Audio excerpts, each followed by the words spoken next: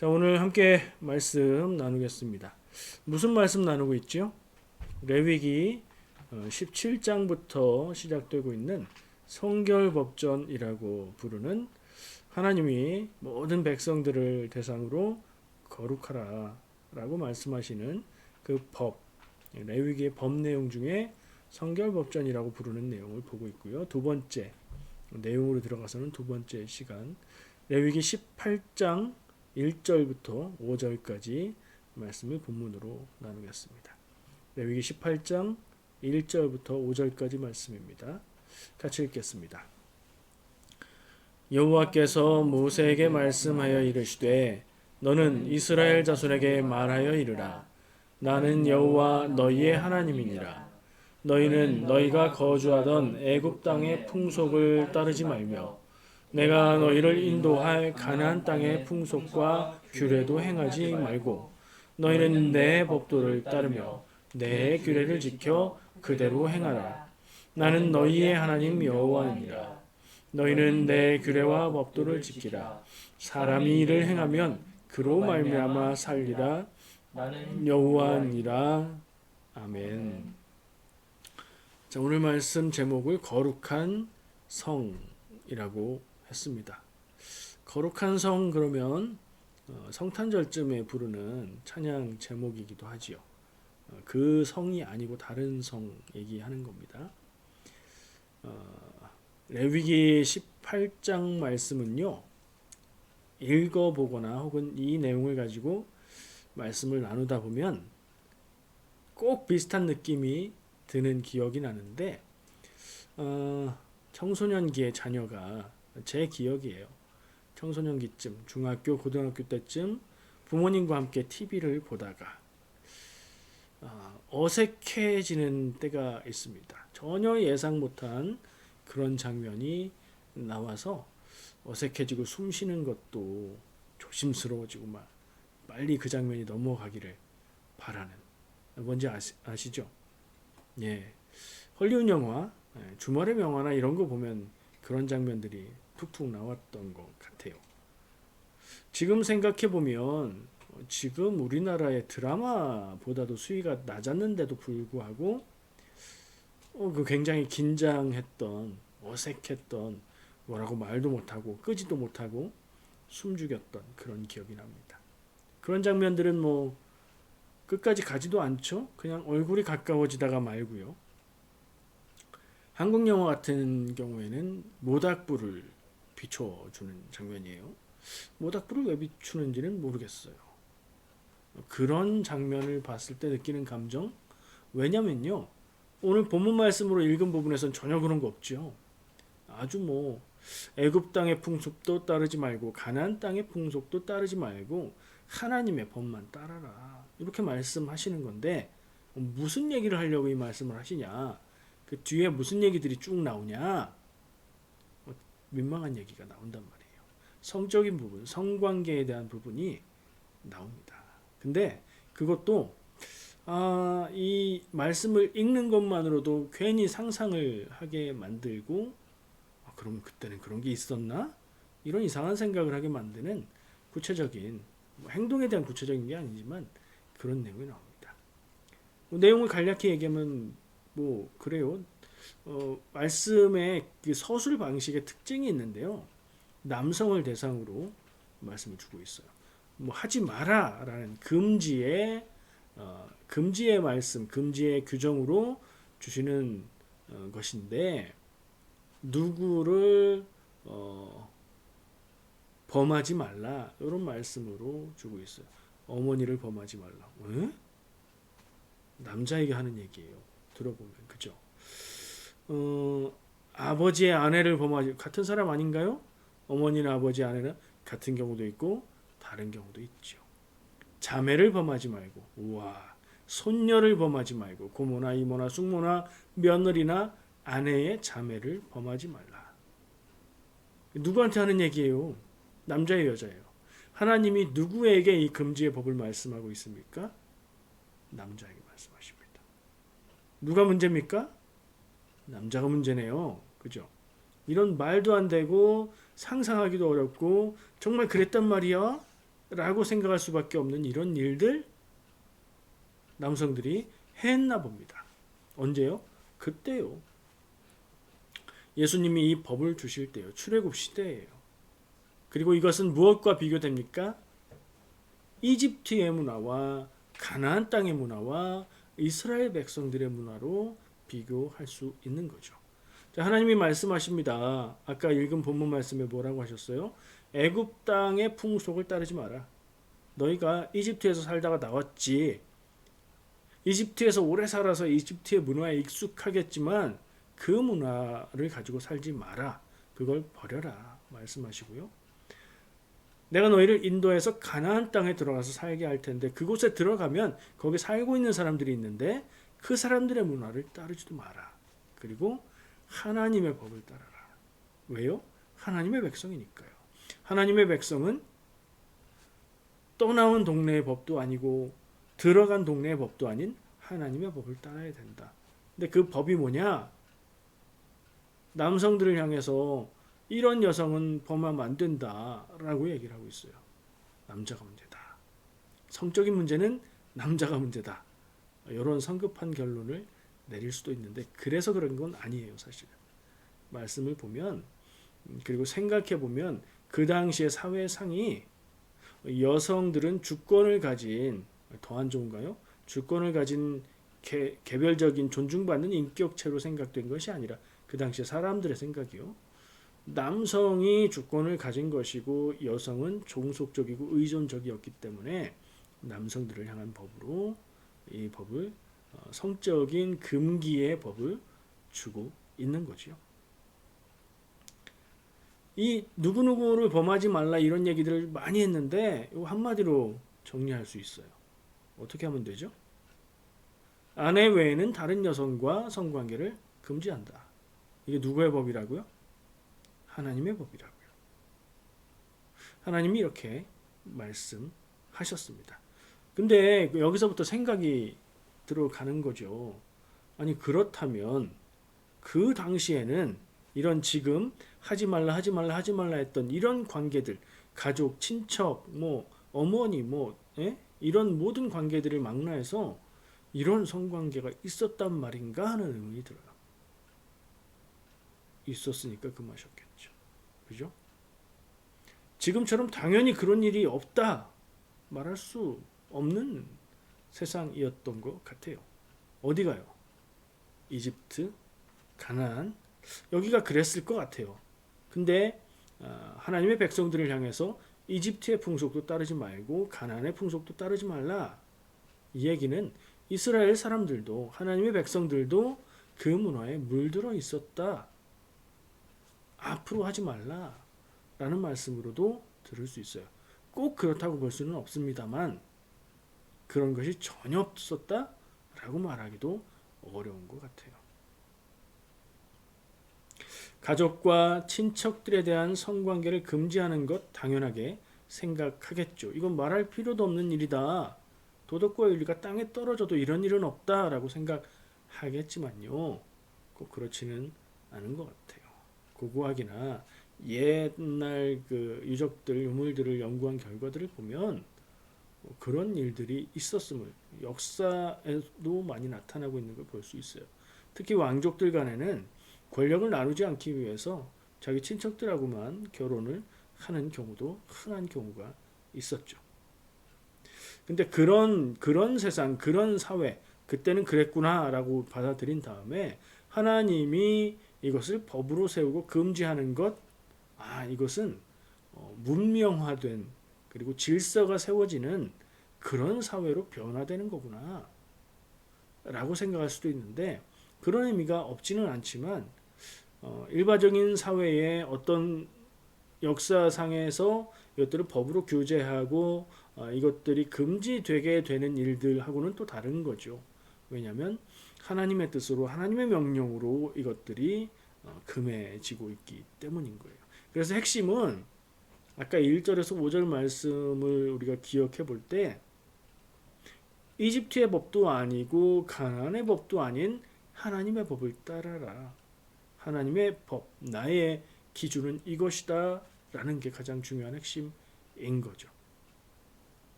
근데요, 지금 그런 느낌을 느끼시는 분도 있을 것 같다는 생각이 들어요. 아니, 이런 얘기를 왜 예배 시간에 설교하는데 이런 얘기를 왜 하지? 저는 지금은 성결 법전에 대해서 한 장 한 장 보려고 계획을 했기 때문에 건너지 못하고 이 말씀을 나누고 있는 거예요. 근데 만약에 본문을 선택할 수 있고 본문에 대한 자유가 있는 경우에 굳이 이런 내용을 설교를 해야 되나? 만약에 주일날 예배 때 이런 말씀을 가지고 나눈다. 그리고 그 예배 자리에 성인들뿐 아니라 청년들 그리고 학생들, 어린이들까지 같이 있다. 이렇게 생각해 보면 좀 어색해지는 그리고 약간 불편할 수도 있는 그런 느낌이 들지 않으세요? 한번 상상해 보세요. 주일날 지금 이런 얘기를 하고 있다. 그리고 저는 아까 간략하게 요약해서 딱 말했지만 아내 외에는 안 돼. 그 얘기를 또 풀어서 막 길게 하나하나 자세하게 말한다. 그러면 이상한 느낌이 들 수도 있겠죠. 어떻게 할까요? 저도 사실은 정서적으로 옛날 사람이에요. 제가 보니까. 그래서 이런 것들을 예배 가운데 말씀으로 나누는 게 뭐 아무렇지도 않고 자유롭고 편안하지 않아요. 이런 단어들을 말할 때마다 머리를 더 써서 에너지를 더 써야 말을 할 수 있을 정도예요. 왜 그럴까요? 왜 어색하고 이런 건 설교 때 안 했으면 좋겠다 이런 느낌이 왜 들까요? 불편하기 때문이겠죠? 왜 불편하죠? 이런 내용은 왜 굳이 하나님이 그런 것까지? 하나님 이런 건 그냥 알아서 할게요. 뭐 이런 생각이 드시는 건 아닌가요? 이런 말씀이 성경에 분명히 있습니다. 그렇지만 이 말씀을 다루지 않고 그냥 넘어갈 수는 없을까요? 저는 그럴 수는 없었어요. 왜요? 성경 말씀에서 하나님의 법으로 하나님의 명령으로 기록하고 있기 때문입니다. 성경 말씀 가운데에 전하기 좋고 듣기 좋고 전했을 때 은혜가 되는 내용만 골라서 나눈다. 그러면 인기는 얻을 수 있겠죠. 근데 하나님이 분명히 이것을 중요하다고 성경 말씀에 기록했는데 저는 이걸 뛰어넘어갈 수가 없습니다. 편하지는 않아요. 유쾌하지는 않지만 성경 말씀에 있는 것은 있는 대로 있는 비율만큼 나눠야 된다고 생각합니다. 근데 왜 우리는 그렇게 동의가 된다 하더라도 어색하고 불편할까요? 그 근본을 한번 생각해 봤습니다. 어떤 마음 때문에 그럴까요? 우리는 은연중에 성과 속을 분리하는 생각을 가지고 있습니다. 이 성은 거룩할 성이죠. 신앙적인 것들, 하나님과 관계된 것들, 믿음의 얘기들, 은혜가 되는 것들, 속은요. 속된 거죠. 우리가 살아가는 생활의 이야기들, 거친 이야기들, 불편한 이야기들, 예를 들자면 성적인 얘기들, 그죠? 돈에 대한 얘기들, 뭐 그런 것들입니다. 그런 내용들을 우리가 하나님의 말씀에 분명히 기록하고 있는데 그것을 나누지 않으면 어떻게 될까? 불편한 것들은 살짝 내려놓고 건너뛰고 은혜가 되고 위로가 되고 기쁨이 되고 대단해 보이는 말씀들만 나누면 우리는 어떻게 될까요? 저는 그러면 안 된다고 생각했는데 왜냐하면 생각 끝에 그런 것들만 그러니까 성스러운 신앙적이고 형이상학적이고 고상하고 믿음에 관한 이야기들만 다루게 됐을 때 그리고 내 삶에 아주 지저분하거나 죄를 지을 수밖에 없거나 많이 부족하고 이런 부분들을 우리가 하나님의 뜻을 다루지 않게 될 때 우리가 은근히 성과 속을 나누고 있다고 생각했지만 하나님의 영역, 내 삶 가운데 하나님이 관여하시고 하나님의 법을 따라야 되는 영역과 그렇지 않은 부분을 나누게 되는 오류가 생기겠다. 이런 생각이 들었습니다. 이런 거죠. 예배하는 것, 말씀 보는 것, 믿음으로 구원받는 것, 전도하는 것, 뭐 이런 은혜로운 부분들은 예배 때 나누고 말씀도 나누고 묵상도 하고 큐티도 하고 막 그래요. 모든 사람들이 모든 교우들이 그거에 대해서는 말도 잘하고 은혜롭게 하고 삶의 적용도 잘하고 하나님 앞에서 그런 고백, 믿음의 고백들을 막 해요. 근데 성적인 것, 물질에 돈에 관한 것, 뭐 먹는 음식에 관한 것 이런 것들 굳이 하나님 앞에서 얘기하고 싶지 않은 것들은 얘기 안 한다고 이거예요. 나눠지겠죠. 어떤 현상이 생기나요? 우리의 삶 가운데에 하나님의 눈길이, 손길이 미치는 부분과 하나님 없이 살아가는 부분이 나눠지지 않을까요? 특히 속되다고 말할 수 있는 부분, 특히 오늘 하나님이 법으로 정하셔서 구체적으로 일일이 열거하고 있는 이런 내용들이 우리가 그냥 하나님 없이 살아가는 순간이 되어버리지 않을까 하는 생각이 드는 거예요. 더 나아가 봅니다. 그러면 신앙적인 거룩한 대단한 아름다운 멋있는 이런 부분들은 더 강화될 겁니다. 그리고 질척거리고 삶의 고달픈 문제들, 하나님 안 보셨으면 싶은 문제들은 쏙 빠지게 되겠죠. 계속 그렇게 가면 어떤 모습일까 생각해 봤어요. 일단 듣기에도 조금 병적인 균형이 맞지 않는 그런 모습 같지 않으세요? 성경의 신약에 나오는 바리새인들의 모습이 어떤 부분은 거기에 겹쳐진다는 생각을 합니다. 그들은 신앙에 열정적인 사람들이었습니다. 율법을 알기를 굉장히 열성을 가지고 율법을 배우고 익히고 해석하고 그것을 지키는 데에 최선을 다했던 사람들. 다른 사람들이 제대로 안 지키는 것 같으면 그걸 지적하고 이야기하고 가르칠 정도로 열정적이었던 사람들. 그러나 그들의 마음의 중심이 하나님의 법을 따랐다기보다는 지켜야 될 법들의 형식에 얽매였던 사람들의 모습이었죠. 그래서 그들이 그냥 아주 나쁜 사람들이 아니었음에도 불구하고 예수님께 많은 비판을 들어야 했던 것 같습니다. 바리새인들만 그럴까요? 교회는 그렇지 않을까요? 지금의 교회는 어떻습니까? 한번 생각해 보시죠. 우리 교회도 한번 생각해 보고요. 우리가 경험해 봤고 만나 봤고 얘기 들었던 한국 교회의 모습을 한번 생각해 보시죠. 이런 거 없나요? 거룩한 것들, 은혜로운 것들만 풍성하게 나누고 부끄러운 것들, 창피한 것들 이런 것들 말하지 않고 그런 일들은 하나님 없이 살아가는 그런 모습 있을 수도 있고 그렇지 않을 수도 있겠지만 명확하게 딱 잘라서 전혀 없다 이렇게 말할 수는 없는 것 같습니다. 병에 걸린 교회라고 얘기하죠.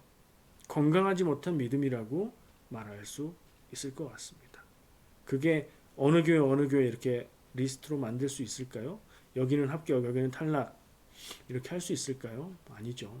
우리 안에도 조금씩은 다 있을 거고요. 그렇죠? 교회들마다 조금씩은 다 있을 겁니다. 우리가 이것들을 깨닫고 발견하고 바라보고 수정하고 개선해야 될 부분이 분명하지 않겠습니까? 하나님 앞에 성속이 구분되고 다른 기준이 적용돼야 할 이유가 없습니다. 나의 모든 삶이 거룩해야 합니다. 내 삶의 모든 영역이 거룩해야 한다고요. 내 모든 존재가 구원받아야 하기 때문입니다. 제가 전도사 시절에 한 청년의 질문을 받은 적이 있습니다. 흔히 하는 질문이에요. 청년들의 고민이기도 하고요. 그리스도인으로 술을 마셔도 됩니까? 이렇게 물었습니다. 저에게. 한국 사회에서 사회생활하고 직장생활을 하려면 참 피하기가 어려운 부분인 것 같아요. 그런 경우에 어떻게 해야 되느냐? 너무 힘들고 괴로운데 술을 마셔도 되느냐? 아니면 안 되느냐? 이렇게 물었어요. 제 대답은 무엇이었을까요? 여러분 상상하실 수 있을 거예요. 저희 평소에 이런 관계된 내용들에 대해서 얘기했던 그런 비슷한 대답을 했습니다. 술을 마신다고 구원받지 못하고 하나님 앞에 큰 죄가 되는 것은 아니다. 그러나 행동의 절제를 잃게 되고 죄를 짓게 될 가능성을 높이는 것은 분명하다. 그러니 전혀 문제가 없다고 할 수는 없다. 이런 일반적인 대답을 했습니다. 그리고 나서 직접적인 기준을 주고 싶어서 한마디를 보탰죠. 네가 술을 마시고 취한 상태로 교회에 와서 하나님 앞에 신실하게 기도할 수 있다면 마셔도 좋다. 그런데 그렇지 못하고 스스로 죄를 범했다는 느낌을 느낀다면 그것은 자기가 죄라고 생각하고 죄를 범한 것이니 안 하는 게 좋겠다. 이렇게 대답을 해 주었습니다. 현명한 대답, 좋은 대답이었다고 얘기하는 게 아니고요. 오늘 나누고 있는 성속의 구분과 관련해서 말씀을 묵상하면서 그런 기억이 떠올랐습니다. 여러분, 여러분의 삶 안에서 그 어떤 순간이라도 하나님이 안 계신 순간을 만들지 마시기 바랍니다. 하나님이 안 보셨으면, 하나님이 안 계셨으면, 하나님이 이때는 좀 딴 데 계셨으면 하는 일이 있다면 하지 마십시오. 그 일을. 그게 거룩한 삶이 아닐까요? 어디서 무엇을 하든 하나님과 동행하는 인생을 사시기 바랍니다. 하나님과 동행한다는 표현을 많이 쓰지요. 수도사처럼 살라는 말 아닙니다. 절제하고 금욕하고 말씀과 기도로만 살아라. 그런 얘기 아니고요. 함께 하시며 지켜주시고 위로하시고 갈 길을 알려주시는 도움과 위로의 하나님만을 말하는 것도 아닙니다. 내가 하는 모든 행동, 여러분이 하는 모든 행동이요. 내가 하는 모든 말과 생각을 하나님 앞에서 살아가라는 말입니다. 곰곰이 생각해 보시기 바랍니다. 여러분의 인생 가운데에 하나님 없이 사는 순간이 혹시 있습니까? 교회에 왔을 때만 하나님 앞이고 교회를 나가는 순간 하나님 뒤에서 사는 것은 아닌가요? 혹시 정기적으로 하나님을 딴 데 모셔두고 지내는 시간이 있지는 않습니까? 그 시간, 그 일을 생각하시면서 그때 어떻게 하나님 앞에서 살아갈 수 있을까? 내가 포기해야 될 것은 무엇이고 내가 바라봐야 할 것은 무엇일까? 깊이 생각하시고 그 답을 따라 살아가시기를 축복합니다. 기도하겠습니다.